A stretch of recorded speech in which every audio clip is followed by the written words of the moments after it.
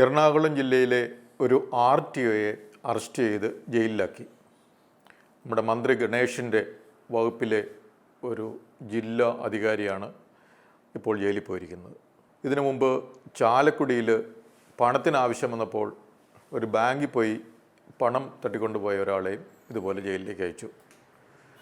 അടുത്ത കാലത്ത് ഒരു വലിയ വ്യവസായിയെയും ഇതുപോലെ ജയിലിലേക്ക് അയച്ചു, ബോബി ചെമ്മണ്ണൂറിനെ.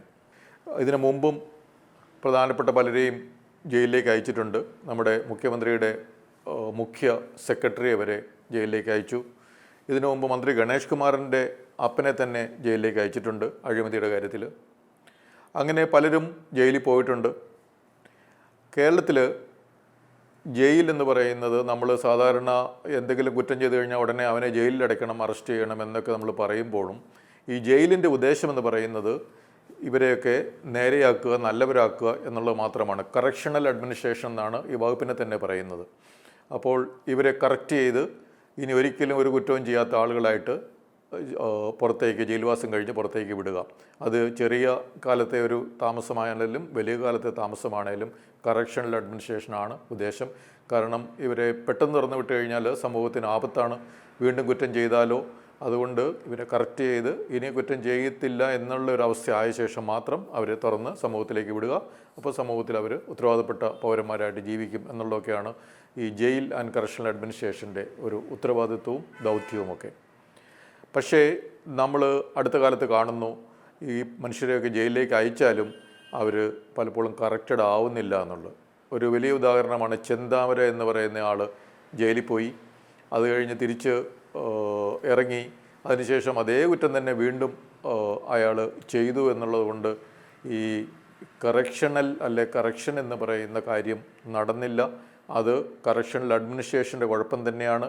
അപ്പോൾ കറക്ഷണൽ അഡ്മിനിസ്ട്രേഷൻ നന്നായിട്ട് നടന്നിരുന്നെങ്കിൽ ഒന്നെങ്കിൽ ചെന്താമര കറക്റ്റ് ആകുന്നവരെ പുറത്തിറങ്ങത്തില്ലായിരുന്നു, അല്ലെങ്കിൽ കറക്റ്റ് ആയ ശേഷം മാത്രമേ അയാൾ പുറത്ത് വരത്തുള്ളൂ. അങ്ങനെ കറക്റ്റായ ശേഷം പുറത്ത് വന്നു കഴിഞ്ഞാൽ തീർച്ചയായിട്ടും പിന്നീട് അയാൾ ആ ഒരു വെട്ടാനോ കൊല്ലാനോ ഒന്നും ഒരിക്കലും പോകില്ലായിരുന്നു. നമ്മൾ ബോബി ചെമ്മണ്ണൂർ ജയിലിൽ നിന്ന് പുറത്തിറങ്ങിയ ശേഷം വളരെ കറക്റ്റഡായി. അപ്പോൾ അദ്ദേഹം വളരെ മാന്യമായ വസ്ത്രധാരണത്തോടു കൂടി ഉള്ള ആളുകളെയൊക്കെ വിളിച്ചിട്ടാണ് ഇപ്പോൾ അദ്ദേഹത്തിൻ്റെ ഉദ്ഘാടന പരിപാടികൾ ചെയ്യുന്നത്. വളരെ മാന്യമായിട്ട് ഉള്ള ഒരു കറക്റ്റഡായിട്ടുള്ള ഒരു വ്യക്തിയായിട്ട് അദ്ദേഹം മാറി. അതുപോലെ ദിലീപിനെ അറസ്റ്റ് ചെയ്ത് ജയിലിലാക്കിയതിന് ശേഷം ദിലീപും വളരെ മാന്യമായിട്ട് കറക്റ്റഡായിട്ടാണ് മുന്നോട്ട് പോകുന്നത്.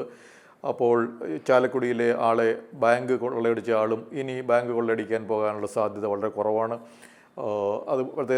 അങ്ങനെ ജയിലിൽ പോയിട്ട് തിരിച്ച് വരുന്നവരെല്ലാം കറക്റ്റഡായിട്ട് വന്നു കഴിഞ്ഞാൽ നമ്മുടെ സമൂഹം വളരെ നല്ല ഒരു സമൂഹമാകും.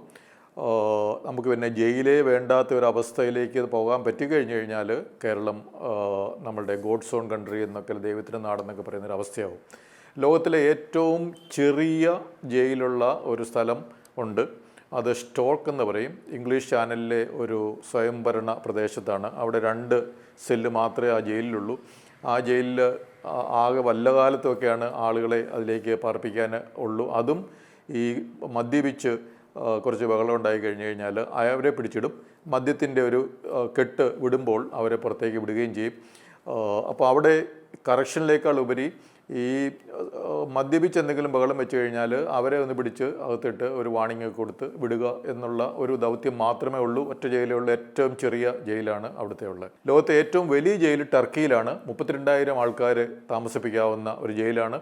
അതാണ് ഏറ്റവും വലിയ ജയിൽ, 32,000 ആൾക്കാരെ താമസിപ്പിക്കുന്നത്. അപ്പോൾ അവിടെ അത്രയധികം പ്രശ്നങ്ങളാണ്. 32,000 പേരെ കറക്റ്റ് ചെയ്ത് പുറത്തേക്ക് വിടാനൊന്നും സാധിക്കണമെന്നില്ല, കാരണം അത് വലിയൊരു പ്രശ്നമാണ്. അതുകൊണ്ടാണ് ടർക്കിയിൽ നിന്ന് പല പല പ്രശ്നങ്ങൾ നമ്മൾ കേൾക്കുന്നത്. അടുത്ത കാലത്ത് സൗത്ത് അമേരിക്കയിലെ ഒരു രാജ്യത്ത് 40,000 പേരെ, അതിലധികം പേരെ പാർപ്പിക്കാവുന്നൊരു ജയിൽ, അതാണ് ഏറ്റവും വലുതായി ആകാൻ പോകുന്ന ജയിൽ. പണ്ട് കാലത്ത് ഓസ്ട്രേലിയയാണ് ഏറ്റവും വലിയ ജയിലെന്ന് പറയാറുണ്ട്.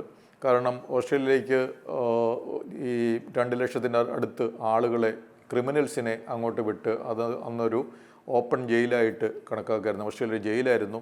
പക്ഷേ ഓസ്ട്രേലിയയിൽ പോയ എല്ലാവരും കറക്റ്റഡായി. ആ ജയിലിൽ താമസിച്ചവർ അവർ ഇപ്പോൾ ഇംഗ്ലണ്ടിലെ ആൾക്കാരെ പോലെ തന്നെ, ഇംഗ്ലണ്ടിലെ ആൾക്കാർക്ക് എത്രമാത്രം അവർക്ക് സംസ്കാരമുണ്ടോ അതേ സംസ്കാരം ഓസ്ട്രേലിയയിലുള്ളവർക്കുമുണ്ട് എന്നുള്ളത് കൊണ്ട് ആ ജയിലിൽ പോയവരെല്ലാം തന്നെ കറക്റ്റഡായി. അപ്പോൾ നമ്മുടെ കേരളത്തിൽ എല്ലാവരും കറക്റ്റഡായി പുറത്തു വന്നു കഴിഞ്ഞാൽ ജയിൽ ആവശ്യമില്ല. പക്ഷേ ഇന്നത്തെ അവസ്ഥ അതല്ല. കാരണം ഇപ്പോൾ നമ്മുടെ MLA-മാരുടെ ഓരോ നിയോജകമണ്ഡലത്തിലും ഒരു ജയിൽ വേണം. അതാണ് നമുക്ക് വേണ്ട വികസനം എന്ന് കരുതുന്ന ഒരു അവസ്ഥയിലാണ് ഇന്നും കേരളം പോയിക്കൊണ്ടിരിക്കുന്നത്. ജയിലിൻ്റെ എണ്ണം കൂടുന്നു. ഉള്ള ജയിലുകൾ ഈ ആവശ്യത്തിന് സൗകര്യങ്ങളില്ല, കൂടുതൽ ആൾക്കാരെ പാർപ്പിക്കാൻ പറ്റുന്നില്ല. അപ്പോൾ കൂടുതൽ ജയിലുകൾ വേണം. അപ്പോൾ നമ്മുടെ കേരളം കറക്ഷണൽ അഡ്മിനിസ്ട്രേഷനിലെ ചെന്താമരയുടെ ഉദാഹരണത്തിൽ നിന്ന് നമ്മൾ പരാജയപ്പെട്ടു എന്ന് മാത്രമല്ല, കൂടുതൽ ജയിലുകളുണ്ടാകുന്ന ഒരു വളരെ മോശം, മനുഷ്യർക്ക് ജീവിക്കാൻ പറ്റാത്ത, അക്രമം നിറഞ്ഞ ഒരു സമൂഹമായി നമ്മൾ മാറി.